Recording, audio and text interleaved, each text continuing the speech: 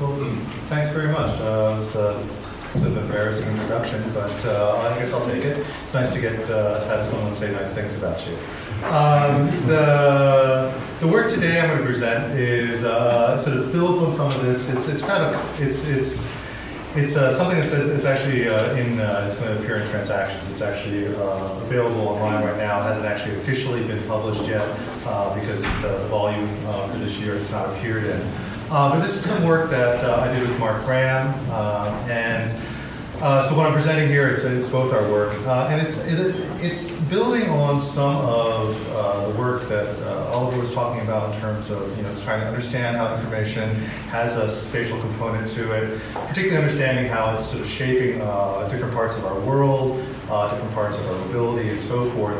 And particularly, it's looking at how we might sort of push back against some of the sort of automatic governance of code, or the way in which we increasingly feel algorithms are running our lives and things like that. I promise this image will make sense eventually, because the case study I'm actually looking at in terms of hacking, what I'm calling hacking code space, is actually looking at various techniques people have used to essentially hack into, or basically get free global travel by manipulating various frequent flyer programs and things like that. I'll give you more details on that. But to set this up, really sort of thinking about the way we talked about code and capitalism.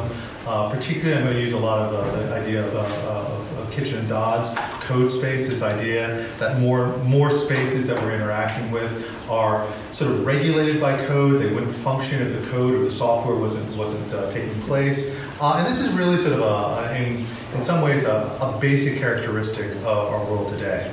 Capitalism, or the way the world economic system works, simply wouldn't function if we didn't have these software systems to do it. I mean, just think, so talking about airlines, thinking about the process by which you buy an airline ticket, you get boarding passes and all that. A lot of that is controlled by algorithms, controlled by software, and it's just not possible for those systems to function at scale and speed if we didn't have these sort of software.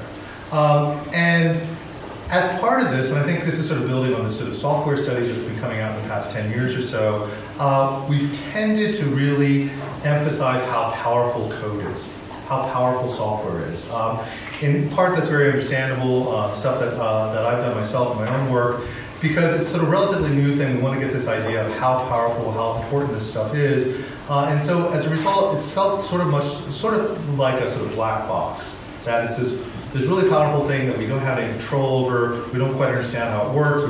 People have talked about trying to think about how it might work. But various people have really come out and said this stuff is really powerful. Most notably Lawrence Lessig with his idea that code is law, that it is controlling our everyday lives, controlling the spaces or code spaces of our everyday lives. And just to give you a couple examples, this is not new. Bill Mitchell, back as a dean at MIT, back over 20 years ago in his book City of Bits, was talking about the control of code. The control of code is power. And this idea that it's only truly accessible to what he's calling a few high priests. You see this manifest a lot when you think about classes for children or for some sort of demographic that's not involved in and not very well represented in the technology industry. Oh, we need to teach them how to code. We need to teach people how to program in order to understand what's going on. So this is a direct manifestation from this. Same time, this is Lawrence Lessig, Code is Law, focus that it's really, it is a regulator of our activities. He puts it here as a potential threat to liberty. And this is really the idea that we're playing with in this paper, that there is such this power of code, such a sort of expectation that we are being dominated by code from everything from what kind of search results we see if we do Google Map search, what kind of people who are on a dating website that we're being shown as far as potential partners, our ability to even access buildings through various characteristics like our fingerprints, facial recognition, our credit scores, and things like this. This is really sort of dominating how people can live their lives. And that's what we want to start out with, but also want to push back. But again, the great example of this, particularly sort of in Kitchen and Dodd's code space, is Airline Industry. This particular event is from 5 years ago. You can pretty much find this every year. Some airline's computer system will crash. And even though the planes are there, the crews are there, the passengers are there, it's all fueled up, this plane is ready to go, they can't fly because they don't know who's supposed to get on the plane, who's supposed to be seated where, and so forth. There's this whole sort of software regulation, and without the code, things simply stop. And again, this is the really powerful notion of how code is functioning in this system. And the airlines being a particularly good example of code space. That if it's a space, it's a place, it's a process that is so fundamentally developed on, so fundamentally dependent on software, that when the software ceases to function, the whole system comes to a crash. The other example is coded space would be like this room right here. If the code here failed, I could still give my lecture. It wouldn't be as nice, or I'd have to figure something else out. But we could still have a conversation. We could still have this exchange. Versus places where it just would not function. So tied to this as well, one of the things we were also thinking about that, and this is perhaps a bit unfair in some cases, because there are some nice sort of sophisticated and quite sort of thoughtful approaches to this, particularly in the code space book. But really thinking about how a lot of this work with code and the way software is actually functioning in the city is really missing the relationality of this kind of space. It sort of misses the networks, misses how what's taking place in a particular spot is connected to another spot on the other side of the world, these sort of constellations of space-time trajectories, as Doreen Massey would say. And again, I think there has been some attention to it, but at least when our sort of critique and thinking about this, we often saw this kind of focus on a locality. How is this manifested in downtown Berlin? How is this manifested in some other place? And how might it be manifested in a smart city? And some of this is some sort of self-critique here that we've really been not paying as much attention to this relationality dimension of code space. And so this work, we're really thinking about how might we do this? How might we develop a more sort of global sense of place, thinking about how we bring these moments of space-time trajectories together, how they're always coming together in different kinds of bundles, and how code is contributing to this, and also how we might be pushing back against this as well. So again, really sort of developing more with some of Massey's relational kind of space. And just to give you some example of how some of my own work, this is some work I did back in looking at New Orleans right after the New Orleans hurricane. And this is sort of what I'm sort of critiquing. And not to get too much into this particular work, but this was a moment in time right after Google Maps came out. And there was this one service, you can see it right here, it's called Scopinius, that was set up for people to report back on what the conditions were in this sort of particular location. All these different place marks represent a report that someone was saying that there's flooding here, there's damage here, and so forth. And the whole point of this particular work was to sort of show up that there were lots of places where a lot of the damage was perhaps worse, but were African-American neighborhoods, poorer neighborhoods, where these reports were not coming in at all. So there's sort of an example of relationality here, or an example of this sort of relational space, but not really getting beyond this sort of points in the map and showing sort of concentrations and relating it back to demographics of a neighborhood. This is, again, one example of what we're trying to think of and what we might push back. And so the big question really here is, how is this relationality of code space? How is this negotiated? How is this subverted? How do people and places come together? If you want to use sort of actor network theory sort of terminology, how do these actants come together and make this particular code space, this particular ephemeral moment of code space? And particularly the thing I'm really sort of interested in, what is, and sort of pushing back, what is the potential for negotiating or subverting or transgressing about what you're supposed to be doing, how you're supposed to be behaving in these spaces, how you might think about doing something differently. And I want to be pretty clear. I want to leave no sort of mistake that we're not really talking about this as a necessary liberatory force, or this sort of a progressive kind of force. And examples will show how a lot of this is being driven by self-interest. But it is still sort of transgressive. People still do retain agency, even in the face of these really powerful systems, these very powerful software systems that guide us down a certain way. Make it easier to go in this direction, make it easier to go in this direction, make certain things more visible, other things less visible, make certain opportunities available for some people, not available for others. It is possible to push back or sort of transgress against these tendencies, but these are not equally available to everyone. As a white male academic living in the United States, I have a lot more opportunities than other people. And so the power geometries that come out of here are quite different depending on the individual, quite different depending on where the person is situated, both socially, culturally, but also just materially as well. And the other real important element of this too, when we think about relationality, is that because there's sort of this interconnecting, this coming together, these space-time trajectories, you can have these impacts on people very far away, both materially, socially, and so forth. And I'm going to walk through a bunch of examples when I get to the case studies about how that plays out. That actions that people take who are sort of doing this code space hacking or frequent flyer mile hacking have these implications for people who have never traveled on airlines, who are on the other side of the world, and so forth, in some really sort of unexpected and sort of interesting ways. And so building, one of the things we're doing on building on this is a long sort of history of this kind of sort of interaction with space and exploring sort of space. There's a phenomenon known as urban exploration. Garrett, who talks about this, writes about this, talks about space or place hacking.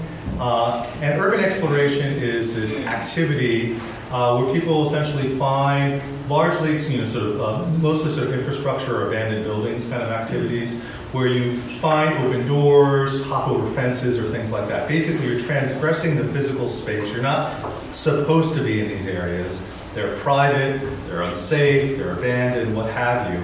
But it's that's sort of the challenge. It's the ability to look and understand the unseen part of the city, tunnels, old buildings, and so forth. And essentially, you get this very sort of performative aspect to it. People do these sort of urban explorations. They'll stage these photos that make them look really cool, sort of backlit and so forth. That, hey, I was here in this space. And the way that this operates is, pretty apolitical. The people who are actually doing this aren't subscribing, for the most part, political motives. Some people differ on this, but mostly it's for their own sort of entertainment. They're hobbyists to doing this. But at the same time, this act of transgression, the fact that they're willing to cross over that fence, go through that sort of, that door that was sort of wedged open and so forth, at least in Garrett's terms, really. Garrett argues really imbues them with a sort of politics, because as we say here, really rethinking one's own identity, but also the relationship between power and urban space. So I just want to put this out here sort of akin, this is another sort of form of what people refer to as hacking. In this case, it's primarily material space. There are some issues with this in terms of how this is gendered and classed. The people who are engaged in this activity. There's some really nice, sort of critiques. I think it was in Anecdote a couple of years ago, like Carrie Mott and Sue Roberts talking back and forth. With Garrett, I think Carrie Hawkins as well, about some of these issues. But it's a particular kind of transgression. Again, it's not revolutionary, it's not liberatory, it's not trying to change the world per se, but it is going against the norms, going against the expectations that you're not crossing over that fence because people aren't supposed to do that. So this brings us this idea, this whole sort of transgression and subversion idea. And this is really where we get into it. It's not sabotage from like that classic industrial age kind of sabotage where you're breaking down the machines and stopping everything. It's a transgression. It's a subversion. We're making things operate differently for us, we're not necessarily stopping the whole system from functioning. This is really this real moment of the power geometries. Some people are able to manipulate systems or use systems in ways that are directly advantageous to themselves, but they're not trying to, shut down, for example, the airline industry or something like that. And this sort of gets in what people are, Garrett was talking about. There's also some really interesting work by Coleman, looking at the anonymous hacking group that kind of engage in various campaigns. They're a little more political. They often talk about themselves in terms of apolitical terms, more about freedom liberatory. There are some real interesting aspects and issues with that kind of straight hacking. But this is also not new to geography. We have lots of sort of earlier antecedents we can think about in terms of the psychogeographies of the 1950s, where you're supposed to wander the urban space, see the area anew for the first time, pay attention to things that you wouldn't be paying attention to before. You have Lefebvre's Right to the City, whole literature, the urban explorers from Gareth I was talking about earlier, and then this whole playful or ludic geographies that increasingly people think about how might we interact with space differently. That's not the sort of standard way. How do we destabilize notions of how we should be interacting with these particular spaces? And again, this is a kind of hacking that's not about democratizing, making this equally available. It's not about hacking, intellectual property right and sharing it because information, quote unquote, should be free. This is about manipulating and transgressing systems for primarily one's own sort of interest and advantage. And again, some of these things can be really sort of uneven and even sometimes injurious to some of the folks who are not connected to this process at all. I know I'm going over a lot of this sort of theory. I'm going to get into the case study. Hopefully it'll sort of clarify some of this stuff in some real ways. So, let's see. Yeah, okay.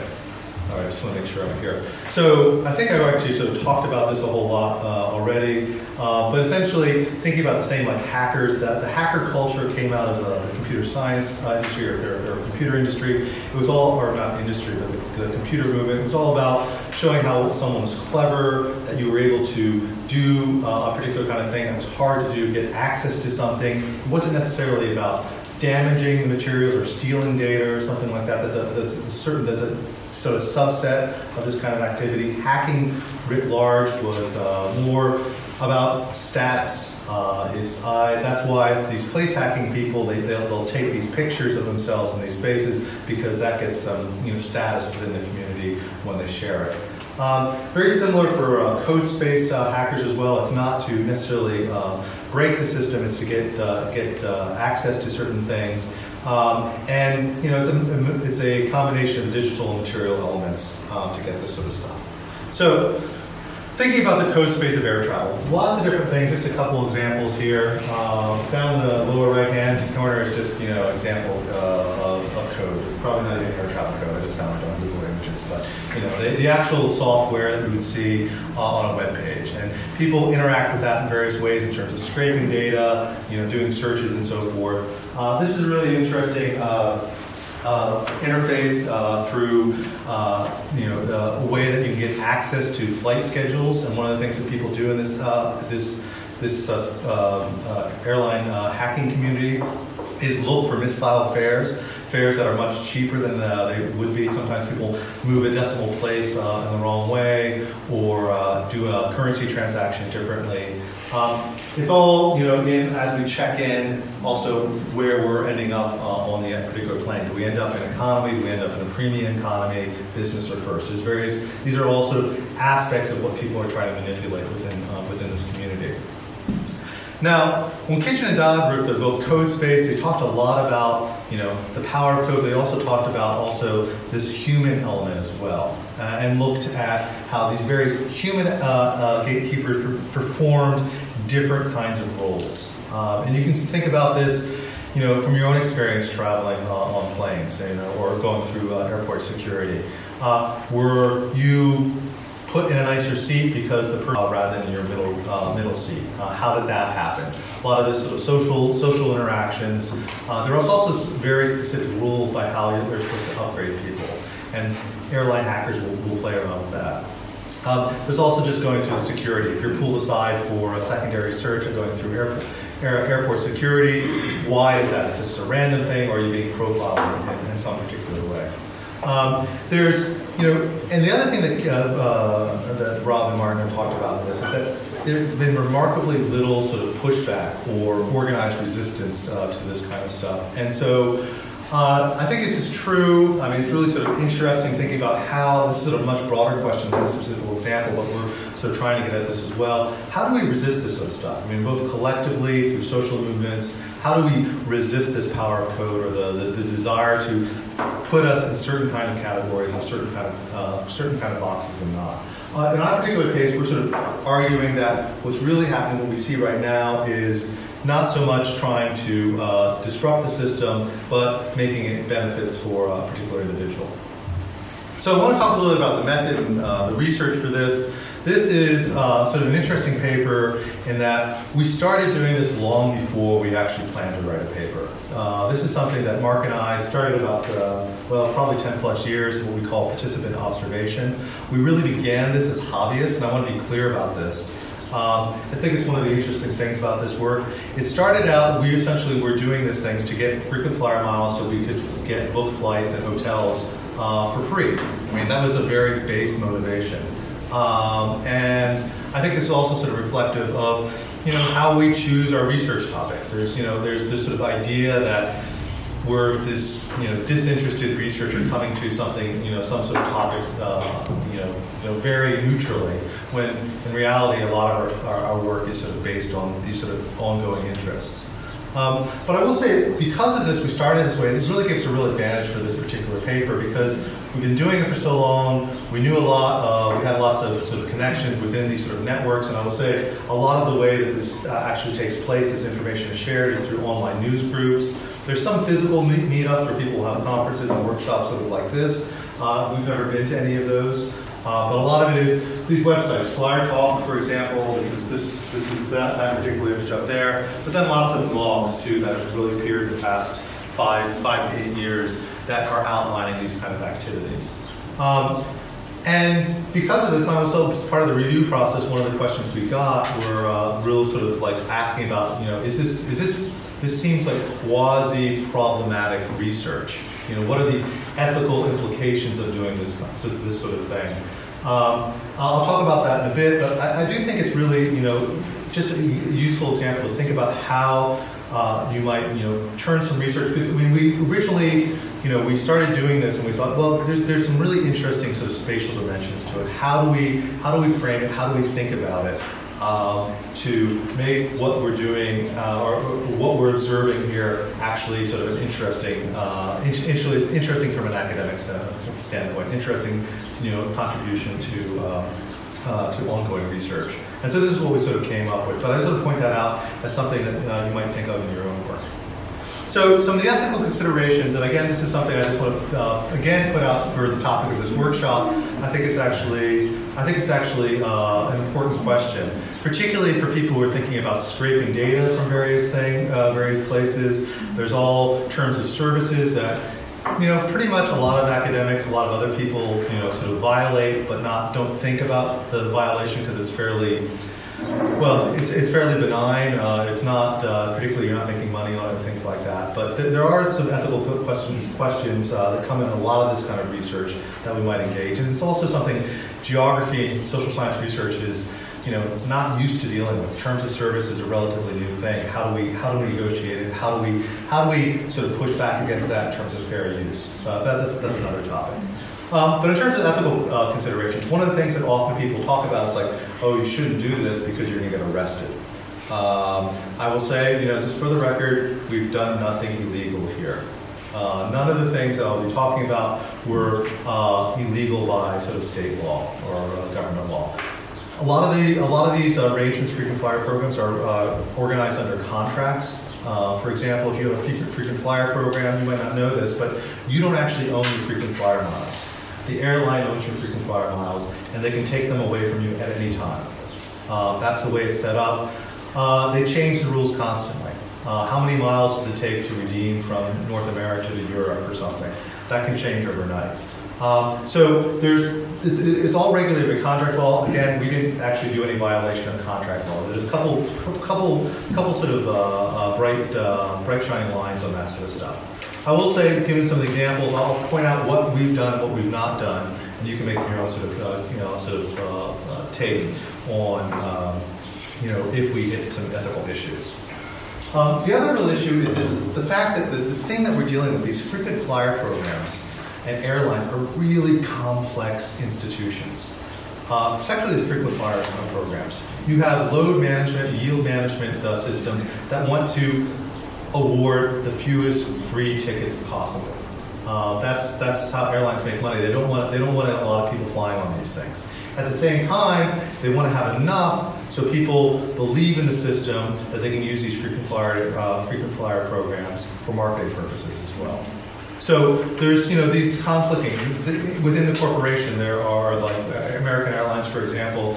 It's complicated, but there are people, there are institutions or parts within that institution that are going in different directions. One wanting to award more miles, others wanting to award fewer miles or make availability for booking flights much less. And the last bit is this, as with any sort of, especially since we're talking about this sort of relational dimension here, our actions did have impacts in very sort of specific ways to people who were not actually involved in wanting to fly. People who were just trying to use a credit card and so forth. I'll talk some more about that. We don't really have any ready answer to this, except the fact that this is pretty much the case in point for any of our actions within any of our economic transactions today. We all have this relational dimension to our actions, and we don't necessarily see it, even though it's present. So particularly, we want to recognize this, but also play out where it takes place. So, in terms of the case study, I'm going to go over 3 different ways that this sort of code space is hacked, and particularly how this relational space code space is transformed by these actions. I'll go through each of these 3. I'm going to talk about sort of relationality, spatiality of these outcomes in terms of airline geographies, credit card churning, and consumer for miles. Again, these are situated largely in the U.S. And one thing, Mark now, after finishing his PhD in the U.S., is now based in the U.K.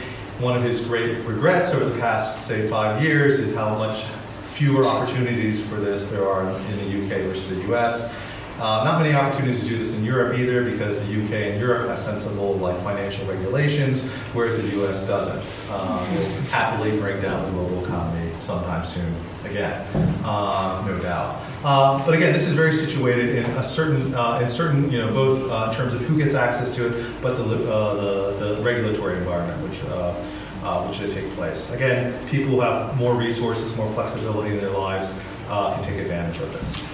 So let me do this first example here. This is what's known as a mileage run. Just sort of curious, has anyone heard of mileage runs before? Okay, this is a very particular kind of use of sort of creative use of geography. And I will say this is something I've never done personally. But the basic idea with mileage runs is that you maximize the rules for booking a ticket. Will say that you can only have so many legs on the ticket. It has to go in this direction versus that direction. It can only pass through a city twice or something like that. They're very complex rules by which a ticket can be awarded. What people do for mileage runs, in this particular example, it's there we go. It was from Portland to Tokyo.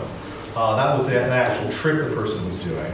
But because of the routing rules, this person flew from Portland to Seattle, then from Seattle to Anchorage, and then back to Seattle, and then over to Tokyo, and that was their outbound.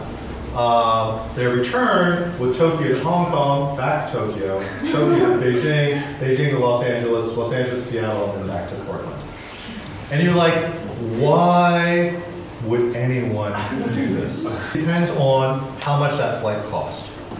It also depends on how many miles that person would earn for doing that flight. Now, this is one of the reasons I don't do this, because this is why people are eager for looking for these misfollowed fares. If it's a decimal point is moved and something that should be $4,000 is $400, that's a real win for people trying to do this. Also, the thing to keep in mind, that most of the people doing this are doing this for status. If you get a certain status on, an airline, it means you get automatic upgrades, you get access to clubs and things like that. And so, but in order to keep that status, you have to earn a certain number, you have to fly a certain number of miles every year.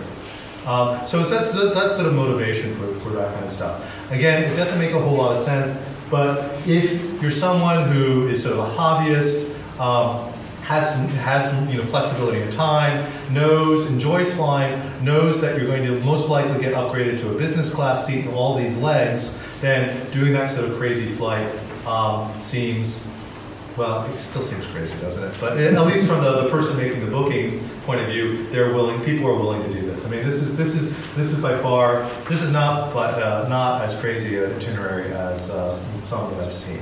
But this is an example, and again, this is a really interesting constellation of space-time trajectories, literally, that makes going from Portland to Tokyo involve all these other places in very sort of weird and creative ways.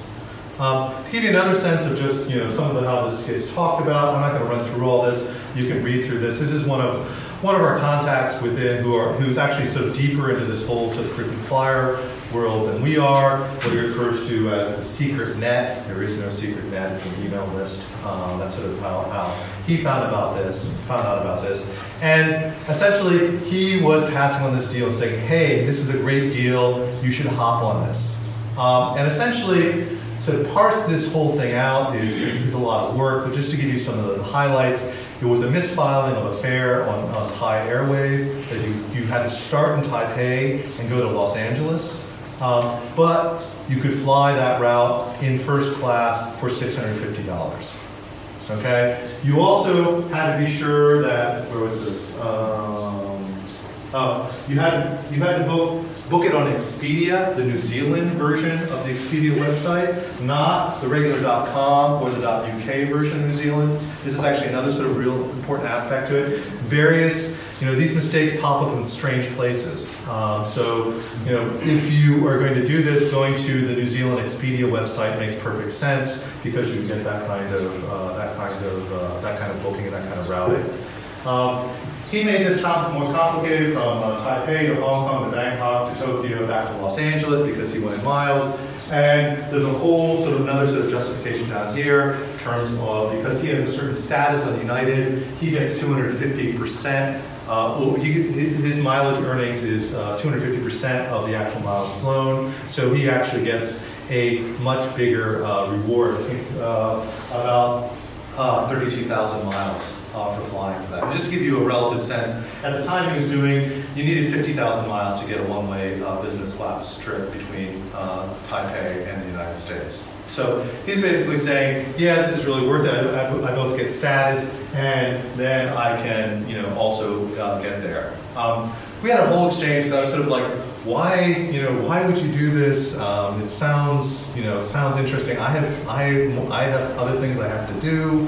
But again, this is sort of the rationale that people are using for this, for bringing together these particular constellations of space-time.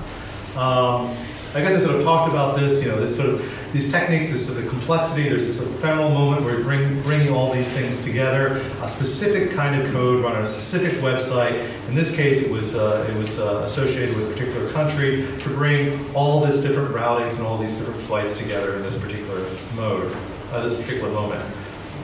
The other thing was really emphasized is we need to keep this secret. And this points to, this is not a sort of democratic moment, because as soon as this fare was known, or as soon as lots of people started booking this fare, airlines noticed and got rid of it and fixed the problem. So the idea of trying to keep this under wraps for a moment so we could actually use it. Second one I want to talk about is credit card churning. This is something that I don't have to know the extent to which it's available, or this is a common practice in Europe, but it is in the US. Essentially, you apply for a credit card, and the credit card will come with, say, 50,000 free frequent flyer miles. And again, as I said, 50,000 free frequent flyer miles is enough for, or was enough for a business class trip between Europe and Asia, or sorry, North America and Europe, or North America and Asia. So one credit card application, you could get a nice flight from the US to some other location. It used to be that banks did not limit the number of times you could apply for the same credit card.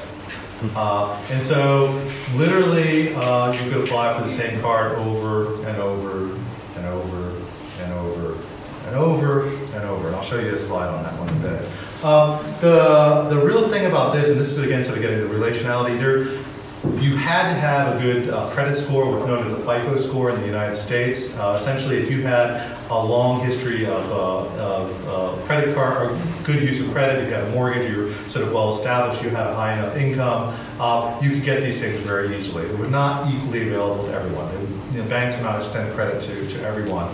And again, this really points to the way that banks, the reason banks were doing this, they were marketing these things, they were giving these credits out because they were hoping that someone would get the card, they would start using it, and become the regular card. I should also say, in the US, for a lot of these card offers, the yearly fees were waived for the first year. So you could get it and basically shut it down after a year and not have to pay any fees for this. But the reason why this is profitable is, again, there were plenty of people paying fees, late fees, interest fees, and things like that, as well as just the processing fees for doing the transaction with the credit cards, about 1% to 2%, depending on. And in the U.S., at least, merchants usually eat the cost of that transaction fee, but increase prices for everyone. So just to give you an example of credit card churning, this is actually based on my data. This is my experience with my wife, looking at the number of credit card applications per year. It's per year. And the number of points we were awarded. And you can see sort of upward trend that essentially in 2007 we had 25 credit card applications between both of us. So essentially we're at a rate of applying for credit cards for about every month for about 10 years at this point. Actually more than that, maybe 12 years at this point. Through this, we got about 20 million frequent flyer miles. Through about 235 credit cards, maybe 250 at this point. This is a bit older. There were a couple of key points. 2012, we did a lot of applications. I forget exactly what was happening at that point. But this was not. I mean, I know this looks crazy, and it is kind of crazy. At home, I have this big stack of old credit cards that I applied for. It's I was thinking about bringing it, but I also thought coming through customs with a bunch of cards, might be kind of problematic. So I decided not to. But this is fairly. This is not uncommon behavior, I would say, within this community. There's one example, the frequent flyer mile blogger actually did this sort of test. He sort of set it up in various ways, but he was able to amass 1 million miles through credit card applications and other things in 1 month. This is Think Back to 2013. I will say this has become much harder to do. The banks have finally started pushing back and making it harder to apply for the same card over and over and over again. But literally it took about 10 years before they decided to do that. They could have really done that at any time. But again, this gets at these complexity of these code systems. I mean, for a bank or a credit card issuer to go in and change that or make the decision to change it is a really complicated thing. It takes a lot of incentive to do that. But essentially this was getting to, more and more people were doing this, and so the banks and credit card companies decided to take this step. Consuming for miles. And this is actually something that's becoming probably more relevant as some of these other sort of techniques have sort of faded away in terms of the credit card churning as well. And this essentially is using your credit card to buy stuff, to generate spend on your credit card, and then paying it off. So essentially, you're buying stuff, but you're only buying stuff for the miles. You're not buying, whatever you're buying, you're not actually using or actually wanting. So a couple different examples were these cash equivalents, dollar coins, I'll talk about that in a bit, but also gift cards. And this one right here, for example, is known as a vanilla reload card, and you could go into a grocery store or a drugstore and load up, say $500 on one of these cards. People would often do a couple $1,000s at a time to make it worth their time, and then you would have this gift card that was worth $500. That could then be transferred to another account, and by the time your credit card bill came due a month later, you would have that cash to pay it off. And because this was a gift card and not a cash advance, it was just like a purchase. You didn't have to pay any interest, you didn't have to pay any fees. In the US, when you take a cash advance on your credit card, you normally have to pay a transaction fee and then have to start paying interest on it immediately. In this case, you didn't, because it was this weird sort of form of money, this cash card. There's also people who regularly engage in buying and reselling things on Amazon. People who will be like, I can buy this certain camera at this price, or I can buy diapers. I mean, this crazy sort of consumer goods kind of things. I can resell them to other people on Amazon and sell it for enough more that I essentially break even. And that's all they want to do. So there's actually a whole other element of this stuff you'll see active on some of these consumer websites where people are actively doing this kind of stuff. Now, again, this really comes at the relational dimension. It comes at the cost of the actual vendor, because the vendor, as I said earlier, are taking on these extra costs for making the sale, like 1 or 2%. That's how the credit card companies get their money. But it was also hitting sort of individuals who never fly at all. For example, this vanilla reload card was tied into a system called Redbird that was developed by American Express that was specifically for the unbanked. The people who, for mostly reasons of poverty, didn't have regular banking accounts. This is a way that American Express was trying to provide some sort of banking services for relatively poor people. Because of this action, the way that system worked, which originally was actually very flexible, was really easy to use, became much more onerous. So people who were not doing this all, were just trying to use this particular product for the regular banking services, actually ended up having a lot more hassle and actually some additional costs as well. Another example for Miles is my favorite example here is cheese. My friend Dominic Power, I think many of you know, often refers to what this whole process as going after cheese miles. And this is because something that Mark Graham did, my co-author, back when he was finishing up his PhD. There is this kind of cheese, I forget what it's called, it wasn't very good cheese, sort of soft kind of cheese. But it came with this little coupon that provided you with 500 American Airlines miles. And they did the math and figured out that it actually was, this coupon was more valuable than the cheese.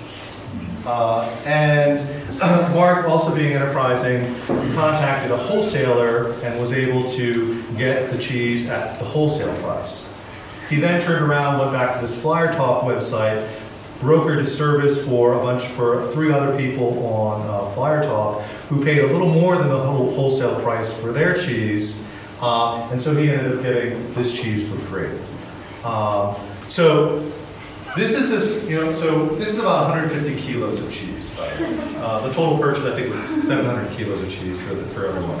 But it was shipped to everyone. So he then had this whole process where he had to open each of these cheese containers, take out the certificate, get this, and then had to enter this in a special website to get the redemption. It was kind of fraught for a while because it wasn't quite sure whether or not this vendor was going to honor this system, because the vendor never expected anybody to do this. And again, this is a real cost to the vendor.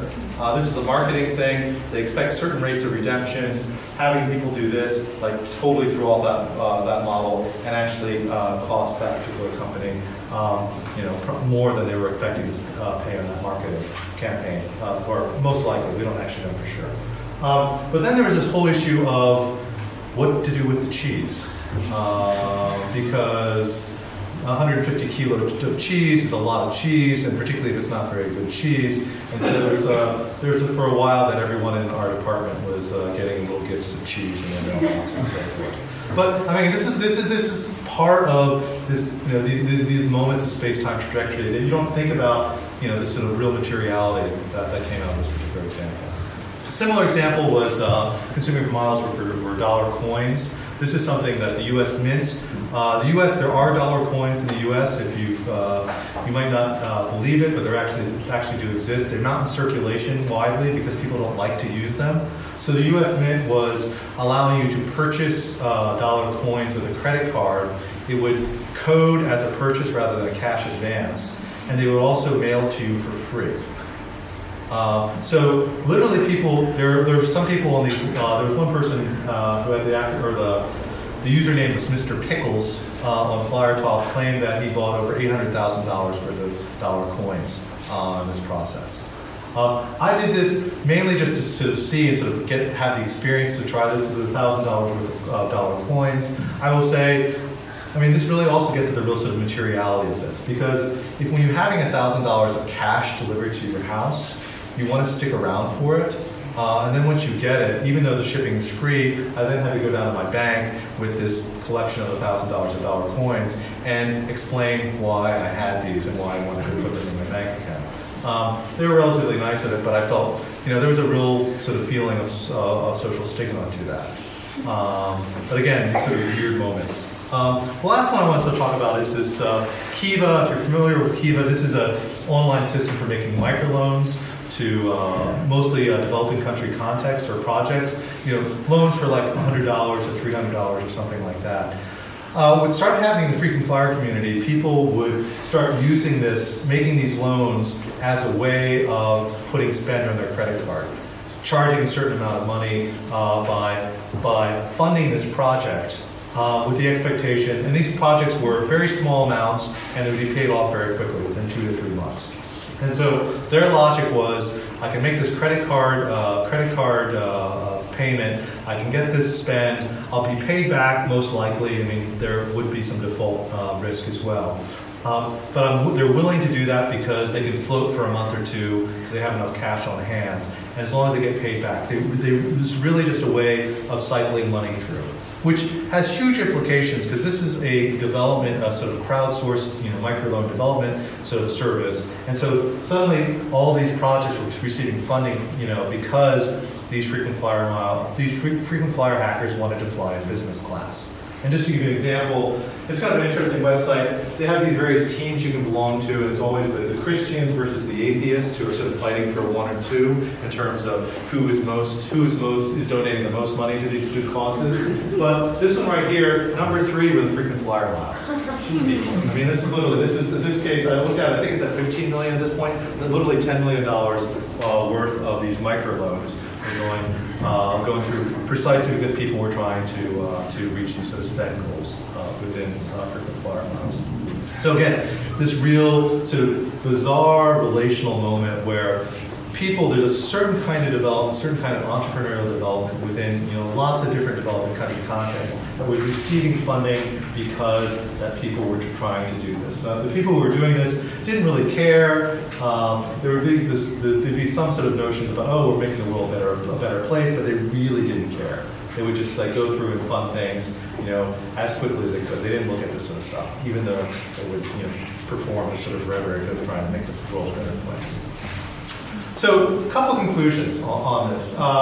This is really sort of trying to outline this sort of this confounding of code, this sort of pushing back, this sort of ability to have agency in the face of this kind of real powerful code and these software systems should not be equated by liberation. I can say from my own experience, I was not doing this to make the world a better place. I was doing this because I wanted to get the free travel associated with this.